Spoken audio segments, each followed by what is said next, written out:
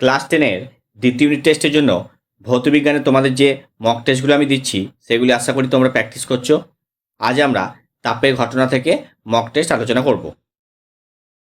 তোমরা ভালো করে দেখো মক টেস্টের প্রশ্নগুলি। সঠিক উত্তরটি বেছে নিয়ে লেখো।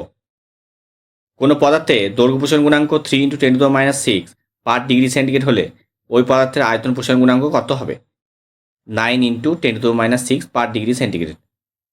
কোনো কঠিন পদার্থে দৈর্ঘ্য প্রসারণ গুণাঙ্ক, ক্ষেত্র প্রসারণ গুণাঙ্ক ও আয়তন প্রসারণ গুণাঙ্ক যথাক্রমে আলফা, বিটা, গামা হলে প্রদত্ত কোন তথ্যটি সঠিক?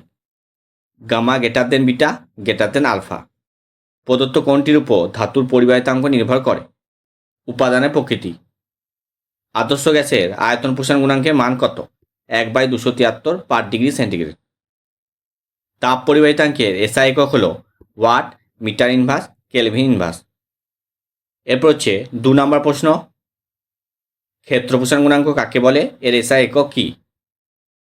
তামা ও লোহার তৈরি একটি দ্বিধাতব পাতকে উত্তপ্ত অথবা শীতল করলে কি ঘটবে এবং কেন? তামার দৈর্ঘ্য প্রসারণ গুণাঙ্ক 17 × 10⁻⁶/ডিগ্রি সেন্টিগ্রেড বলতে কী বোঝায়? কাঁচের বোতলের মুখে গরম জল ঢাললে আটকানো ধাতব ছিপি আলগা হয়ে যায় কেন? কোনো কঠিন পদার্থের আয়তন প্রসারণ গুণাঙ্ক 3 × 10⁻⁶/ডিগ্রি সেন্টিগ্রেড হলে ক্ষেত্র প্রসারণ গুণাঙ্ক কত? তরলের ক্ষেত্রে প্রকৃত আপাত প্রসারণ বলতে কী বোঝায়? এরপর 3 থেকে প্রশ্নগুলো দেখে নাও। প্রথমে হচ্ছে তাপ পরিবাহিতাঙ্কের রাশিমালা নির্ণয় করো। তাপীয় রোধ ও তড়িৎ রোধের মধ্যে সাদৃশ্য লেখো। তরলে আপাত ও প্রকৃত প্রসারণ গুণাঙ্কের মধ্যে কোনটি তরলের নিজস্ব ধর্ম এবং এর কারণ কি? কঠিন পদার্থের মধ্য দিয়ে তাপের পরিবহন কোন কোন বিষয়ের উপর নির্ভর করে?